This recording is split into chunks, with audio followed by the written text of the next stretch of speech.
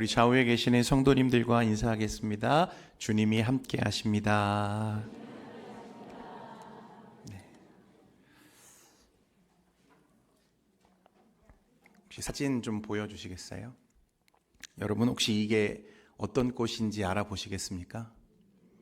역시 다들 아시죠? 네. 요즘은 어떤지 잘 모르겠습니다만 제가 어렸을 때만 하더라도 이제 봄이 오면 어렵지 않게 민들레 꽃이 노랗게 핀 것을 볼 수 있었습니다. 꽃이 떨어지면 이제 어떻게 되는지 다들 아시죠? 네, 사진 보여주세요. 네, 이렇게 됩니다. 네, 이거 민들레 홀씨라고 우리가 부르는데 이걸 보면 어린아이들 꼭 어떻게 합니까, 여러분? 기어코 그걸 꺾어가지고 입으로 불면서 놀았던 기억이 납니다.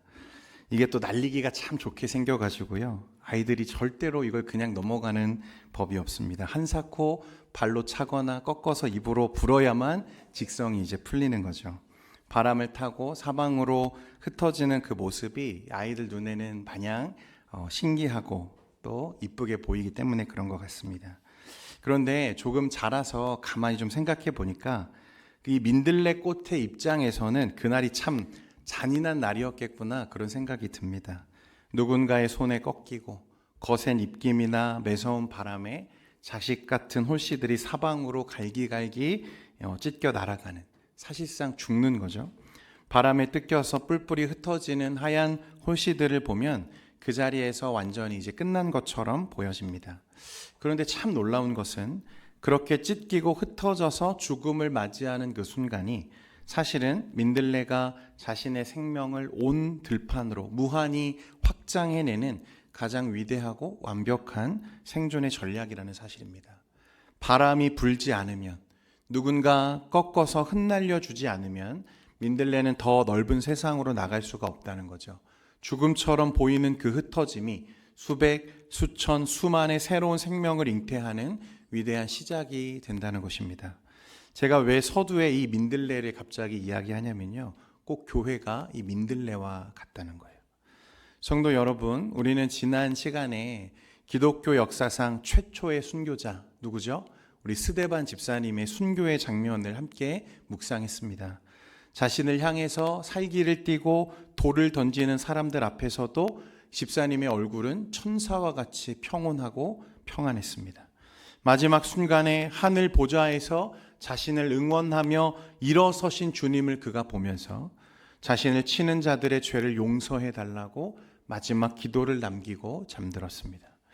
지난 시간에도 잠깐 이야기했습니다만 스데반 집사님의 순교 뒤에 찾아온 것은 교회의 숨통을 조여오는 대대적인 박해였습니다.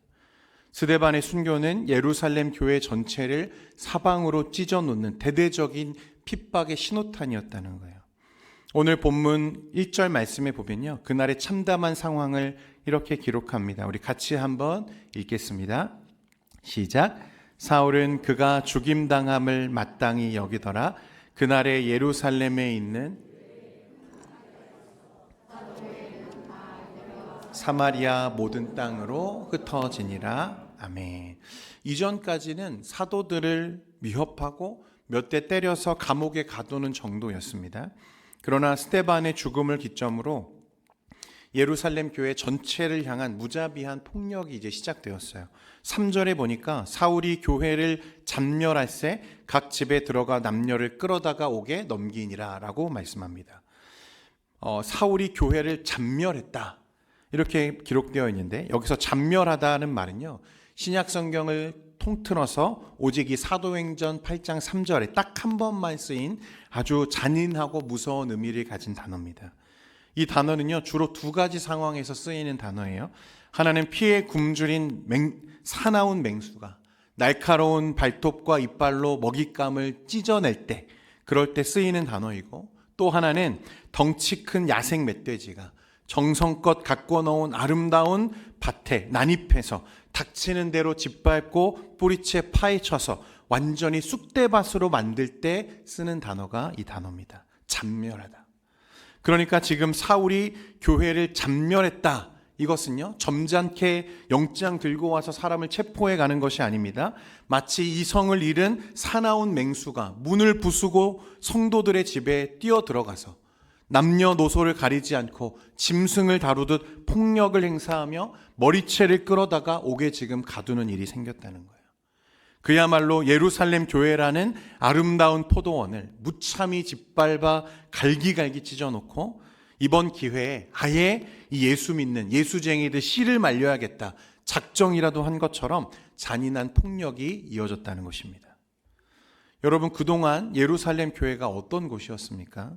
오순절 성령 강림 이후에 수천 명이 모여서 찬양하고 떡을 떼던 이 은혜의 장소 아닙니까? 자기 재산을 팔아 가난한 자들이 없게 했고 온 백성에게 칭송을 받던 교회였습니다. 표적과 기사가 끊이지 않았고 성도들이 모이는 곳마다 예배가 회복되고 하나님의 임재의 영광이 가득하게 나타났어요. 사람들은 그런 교회의 부흥에 감동했고 감격했습니다. 그런데 그 평화로운 교회 온실이 산산조각이 지금 나고 있는 거예요. 성도들은 살기 위해서 어떻게 해야 합니까? 도망쳐야만 했습니다. 지금까지 일구어온 모든 터전과 기반을 내려두고 뿔뿔이 흩어지기 시작했어요. 어제까지 함께 웃으며 예배하던 믿음의 가족들이 생이별하고 평생 살아온 집과 안정된 직장을 다 내려놓은 채 낯선 땅을 향해 쫓기듯 도망쳐야 했다는 것입니다. 여러분, 누가 봐도 이건 명백한 위기이고 실패 상황이죠. 사람들은 그래서 교회는 이제 끝났다, 교회는 완전히 죽었다, 그렇게 해석했습니다. 왜냐하면 말씀해 보니까 사도들을 제외하고 모든 성도가 다 유대와 사마리아로 흩어졌다 그랬어요. 수만 명이 모이던 예루살렘 교회가 이제 다시 몇 명 남았습니까? 12명 남은 거예요. 12명. 그런데 여러분, 여기에 놀라운 반전이 있습니다. 세상은 이것을 끝이라 말하고 실패라고 말합니다. 죽은 것이라고 말합니다. 그러나 하나님은 절대 교회를 끝이라, 실패다, 죽음이라 말씀하지 않는다는 것입니다. 오늘 이 시간에 교회를 향한 이 세상의 고난을 생명의 바람으로 바꾸시는, 그래서 민들레 홀씨가 찢겨져 나라가 생명을 잉태하듯 그렇게 생명의 바람으로 세워지는 교회, 오늘 그 교회에 대한 본질을 바르게 깨닫는 저와 여러분 되기를 원합니다. 그리고 오늘 이 시대의 교회로서, 성도로서 다시 그 사명을 각성하는 우리 동현교회 되기를 간절히 소망합니다. 1절과 4절 말씀에 보면요, 반복되는 단어가 하나 나옵니다. 그게 흩어졌다라는 말이에요. 1절에도 보면 예루살렘에 있는 교회에 큰 박해가 있어 사도 외에는 다 유대와 사마리아 모든 땅으로 어떻게 되었다? 흩어지니라. 그리고 4절에도 보니까 그 흩어진 사람들이 두루다니며 복음의 말씀을 전할세 그랬습니다. 분명 앞에서 이야기했지만 사울과 유대 종교 지도자들은 그날 교회를 잔멸하려고 했습니다. 완전히 말살하려고 작정했다는 뜻이에요. 그런데 그들의 폭력적인 핍박이 어떤 결과를 가져왔는가? 교회가 흩어지는 결과를 가져왔다는 것입니다. 그래서 예루살렘에 모여있던 성도들이, 사도 외에는 집사들을 포함한 모든 성도가 다 유대와 사마리아 땅으로 뿔뿔이 흩어졌다는 거예요. 여기서 흩어지다라는 뜻의 이 헬라어 원문은 디아스페이로라고 하는 단어입니다. 이 단어는 무엇을 통하여 라고 하는 이 두루라는 전치사와 씨를 뿌리다 라고 하는 이 스페이로라는 동사가 합쳐진 합성어입니다. 여러분은 성경이 하나님의 말씀인 것과 모든 말씀은 하나님의 감동으로 된 것임을 믿으십니까? 믿으십니까? 여러분, 만약 오늘 이 말씀을 기록하고 있는 저자 누가가 이 장면을 세상과 같은 관점으로 그 시간을 조명하려고 했다면 여러분, 절대로 이 단어를 사용하지 않았을 겁니다. 디아스페이로. 만약 성도들이 핍박이 두려워서 단순히 혼비백산하며 도망친 것으로 상황을 묘사하려고 했다면, 양떼가 이리떼를 만나서 패배해서 뿔뿔이 흩어지고 찢어지는 상황을 묘사하려고 했다면 더 어울리는 단어가 있어요. 디아스코르피조, 뿔뿔이 흩어지다, 이런 단어를 사용했을 겁니다. 이게 더 일반적이고 자연스러운 문맥이라는 거예요. 그런데 누가는 이 부분에 디아스페이로라고 하는 단어를 지금 우리에게 말씀합니다. 흩어지다. 이 단어는요, 원래 여러분 전문적인 농사용어입니다. 농사용어. 요즘은 다 기계로 하지만 여러분 예전에는 어땠습니까? 농부가 다 손으로 직접 파종을 했잖아요. 씨를 한 움큼 손에 쥐고 밭에 흩뿌리는 모습 여러분 다들 아시죠? 이 씨를 파종하는 행위를 가리키는 단어가 디아스페이로입니다. 그러니까 지금 이 누가의 눈에는 그것이 어떤 것이다? 농부가 씨를 뿌리는 듯한 행위로 지금 이 말씀을 기록하고 있다는 거예요. 여러분, 우리가 흩어진 유대인들을 후에 뭐라고 부르기 시작했습니까? 디아스포라 유대인이라고 부르죠. 이 디아스포라라고 하는 단어가 이 디아스페이로라고 하는 단어에서 파생된 단어입니다. 여러분, 그러니까 이 단어가 우리에게 던지는 이 신학적인 메시지가 뭐죠? 기독교를 잡멸하려고 칼을 빼어든 사울과 유대 종교 지도자들은 자신들의 폭력으로 교회를 산산조각 냈다고 축배를 들었습니다. 하지만 만물의 주관자이신 또 영적인 농부이신 하나님의 시선은 그들과 완전히 달랐다는 거예요. 존 스토트 목사님이 오늘 이 본문을 강의하면서 뭐라고 말씀하셨냐면, 원수들이 교회를 흩어버리기 위해 일으킨 핍박의 폭풍은 오히려 생명의 씨앗을 세상 밭에 널리 퍼뜨리는 하나님의 파종기가 되었다고 말했습니다. 여러분, 민들레 홀씨가 바람에 찢겨 흩날려지면 그 꽃은 당장 생을 마감하는 것처럼 보여지지만 그 흩어짐은 이후에 어떤 결과를 가져옵니까? 수만, 수천 생명을 잉태하며 퍼져나가는 그런 결과를 가져오는 거죠. 그러니까 스데반 집사님의 순교를 기점으로 시작된 대대적인 교회를 향한 박해와 핍박은 오히려 교회가 무한한 생명을 가지고 흩어지는 파종의 결과를 가져왔다는 것입니다. 여러분, 만약 이 박해가 없었다면 예루살렘 교회는 어떤 모습이었을까요? 계속해서 모이는 교회로 남아 있었을 겁니다. 모여서 예배하고 떡을 나누고 그렇게 모이는 교회로 계속 남아 있었겠죠. 그것도 참 중요하고 좋습니다. 여러분, 우리 교회 올해 표어가 무엇입니까? 모이기를 힘쓰는 교회죠. 모이기를 힘쓰는 교회. 모이는 건 교회에 참 중요한 것입니다. 그런데 과연 모이기만 하면 되는 것인가? 모이면 다 끝나는 것인가? 여러분, 그건 생각해 볼 문제라는 거예요. 사도행전 1장 8절에 예수님이 뭐라고 말씀하셨습니까? 여러분, 이 말씀 같이 한번 읽겠습니다. 시작. 오직 성령이 너희에게 임하시면 너희가 권능을 받고.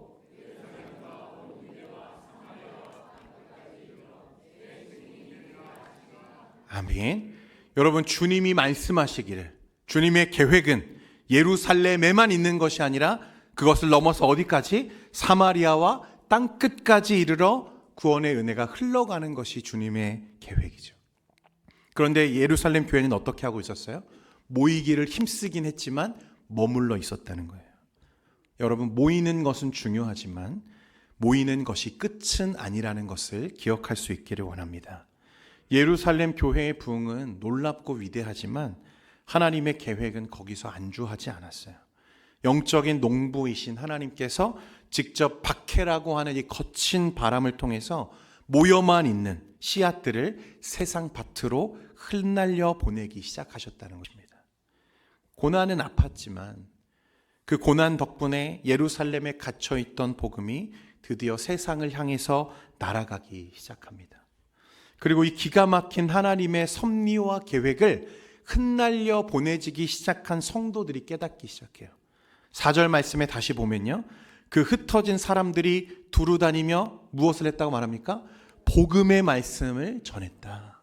여러분, 지금 뭐 하고 있어요? 도망치는 길이잖아요. 지금 복음 때문에 핍박을 받아서 피난을 떠나는 상태입니다. 사울과 같은 사람들이 어디든지 예수 믿는 사람이 있다고 하면 잡으러 올 수 있는 상황이에요. 정상적인 피난민이라면 어떻게 해야 됩니까? 납작 엎드리고 숨을 죽이고 그 상황을 피해야 되잖아요. 예수 믿는다는 사실 들통나면 죽을 수 있습니다. 그런데 그들은 전혀 숨지 않았어요. 오히려 두루 다니며 무엇하기 시작합니까? 복음을 전했다. 여러분, 어떻게 이런 일이 가능한가 하는 거예요. 그들은 도망치면서 깨달은 거예요. 아, 우리가 핍박을 피해서 여기까지 그저 도망쳐 온 줄 알았는데 그게 아니었구나.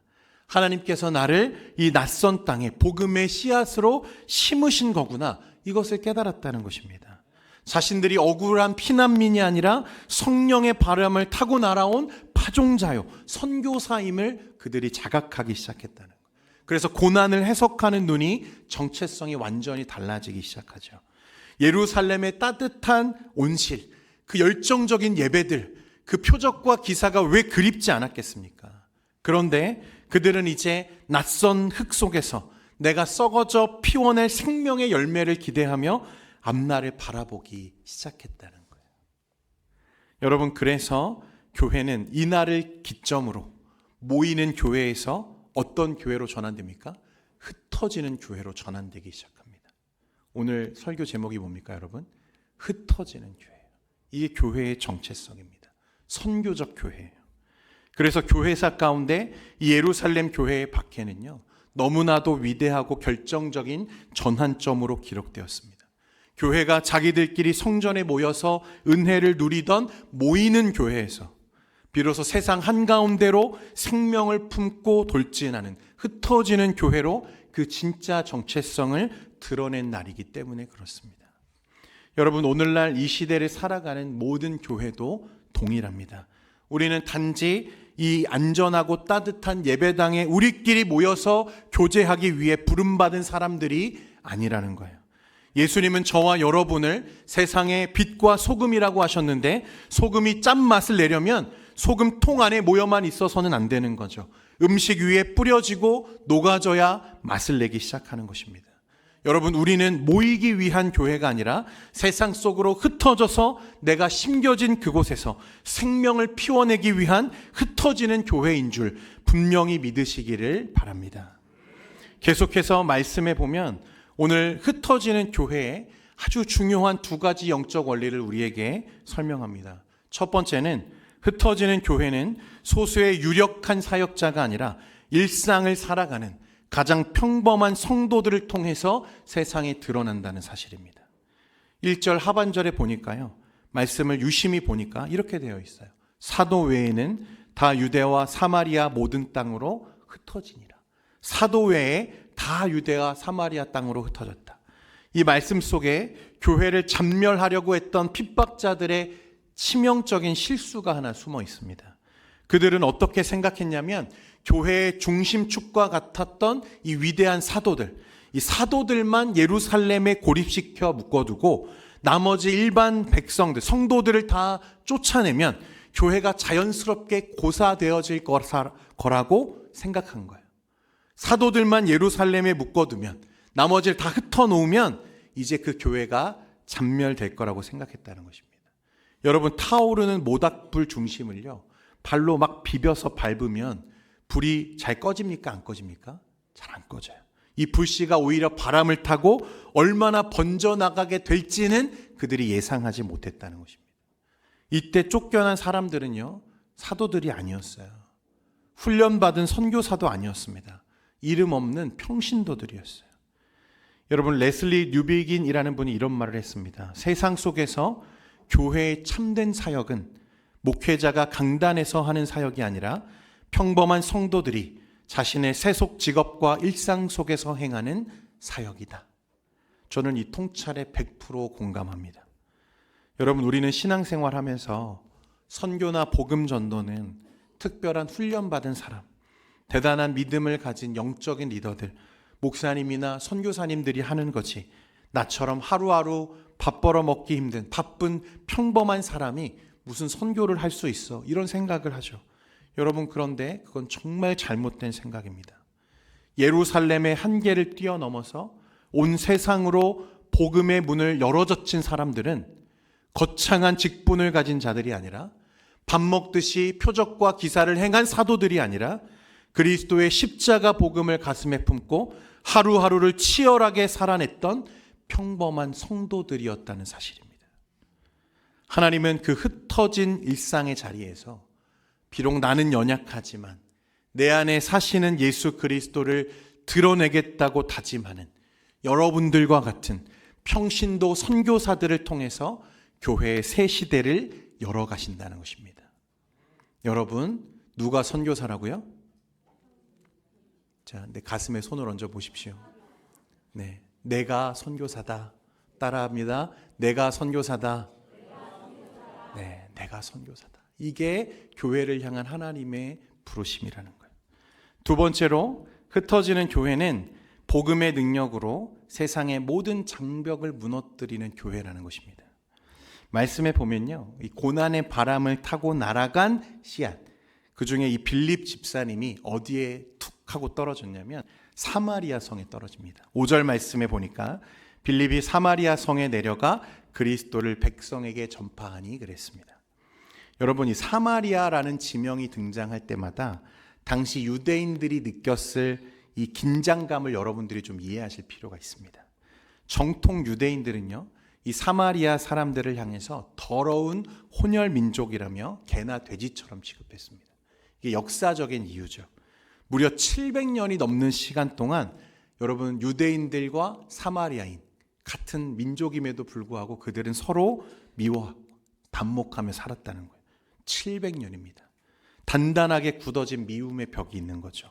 그래서 그들은 밥도 같이 먹지 않고요, 길을 가다가도 사마리아 땅을 밟기 싫어서, 사마리아 땅을 지나가면 하루면 갈 수 있는 길을 밟기 싫어서 며칠을 돌아서 가는 사람들이 유대인들입니다.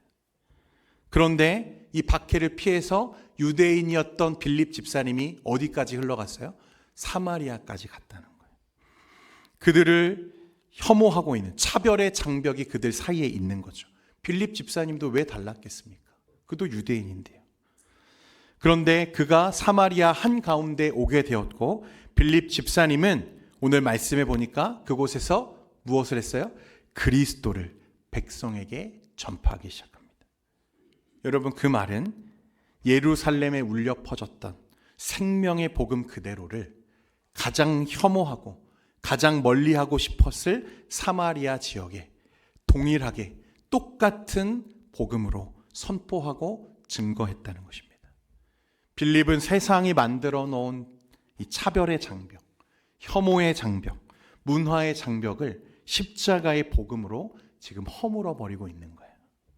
여러분, 이것이 바로 흩어지는 교회의 위대한 특징이요 본질이라는 것입니다. 흩어지는 교회가 만들어 놓은 결과에 대해서 8절 말씀이 이렇게 기록합니다.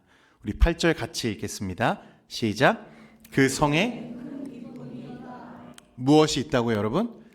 큰 기쁨이 있더라.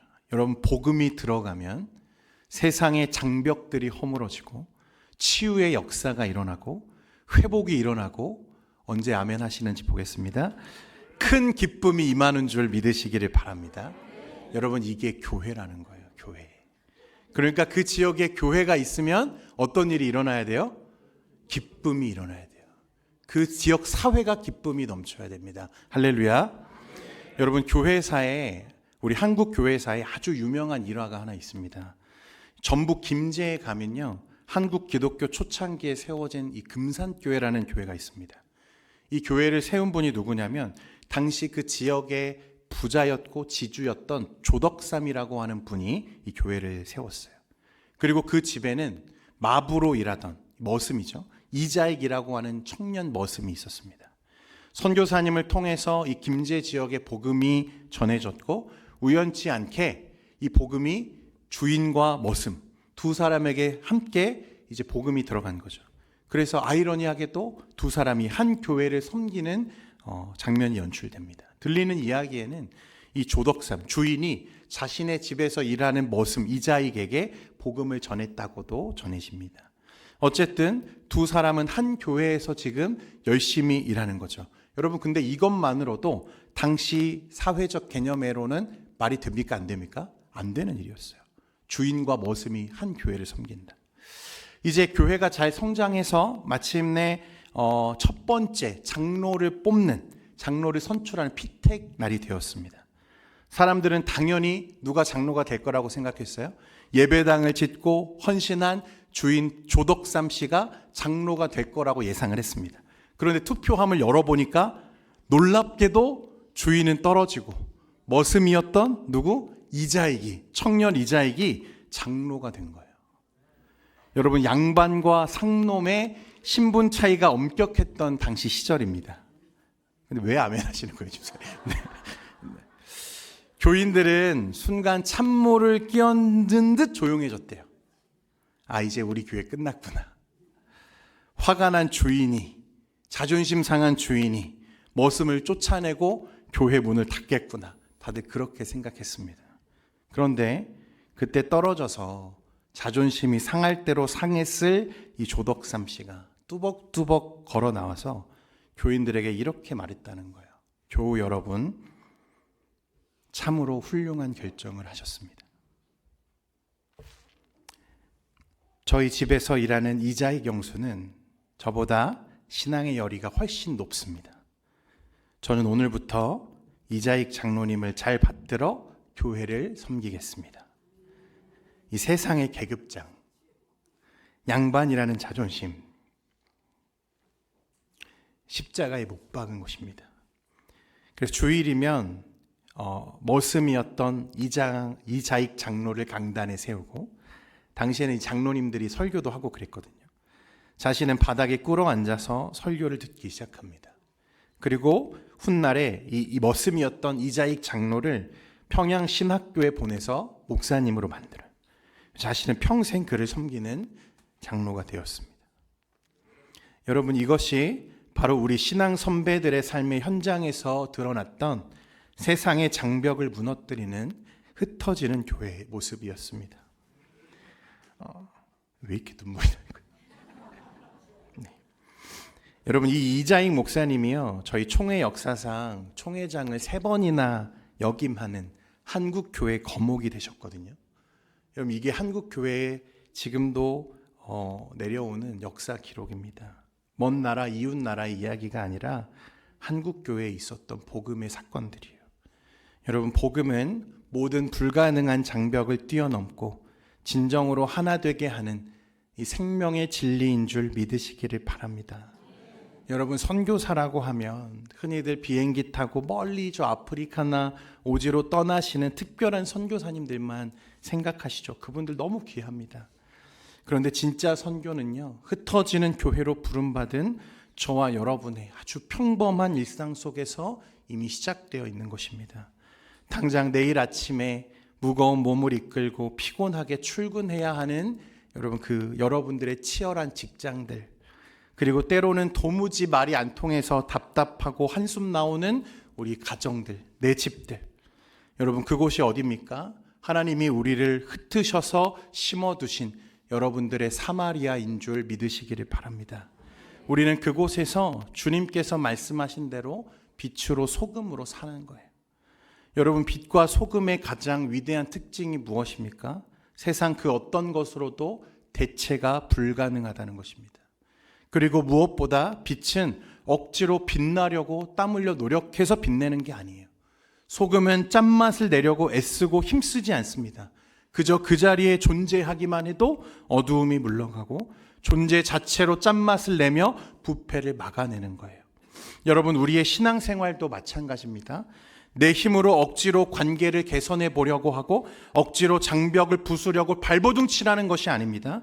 정말로 나는 죽고 오직 예수로 사는 사람이라면, 그 분명한 십자가의 정체성을 가지고 우리가 살고 있다면 굳이 애쓰지 않아도 그 사람이 속한 가정은, 그가 일하는 직장은 반드시 달라지게 될 줄 믿습니다.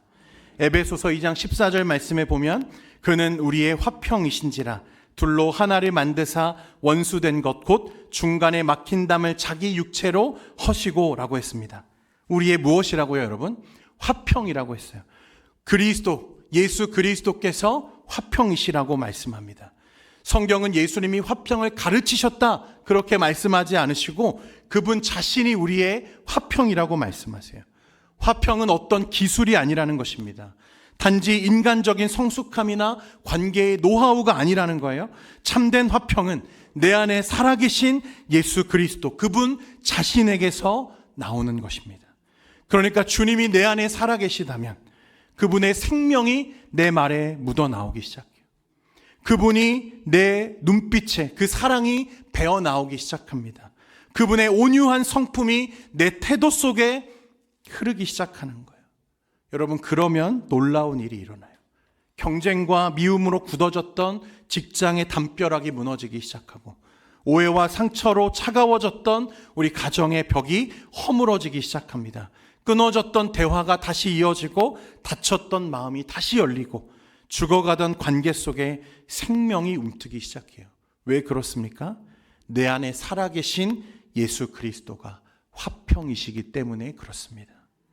그분이 오시는 곳마다 어두움이 물러가요. 그분이 임하는 곳마다 냉랭한 마음들이 녹아집니다.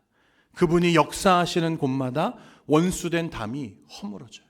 오늘 빌립 집사님이 사마리아 성에 임해서 그리스도를 전하기 시작했을 때 그 성의 질병들이 떠나가고 어두움이 물러가고 큰 기쁨이 임했다고 했습니다. 그러므로 사랑하는 성도 여러분, 하나님은 오늘 저와 여러분을 우리의 직장으로, 우리의 가정으로, 세상 한복판으로 다시 흩으시는 줄 믿으시기를 바랍니다. 그곳이 여러분들의 사마리아라는 거예요. 그리고 주님은 그곳에 여러분을 그냥 보내신 게 아닙니다. 우리 안에 화평이신 그리스도를 담아서 보내신다는 거예요. 여러분, 그러니까 여러분들의 삶 속에 자신을 증명하기 위해서 너무 애쓰지 마십시오. 그것보다 여러분 안에 살아계시는 우리 주님, 성령 하나님의 음성과 예수님의 평강에 집중하시기를 바랍니다. 우리는 오직 나는 죽고 예수로 사는 사람들이기 때문에 그렇습니다. 우리가 바로 이 시대에 흩어진 교회요, 대체 불가능한 빛과 소금이라는 사실을 깨닫고 맛을 내는 자로, 빛을 내는 삶으로 살아가는 여러분 되시기를 축원드립니다. 그렇게 될 때 오늘 빌립 집사님이 전한 복음으로 사마리아 성에 큰 기쁨이 넘쳤던 것처럼 여러분의 가정에, 여러분의 직장에 주 예수의 평강과 큰 기쁨이 가득 넘치시기를 간절히 소망합니다. 소망합니다.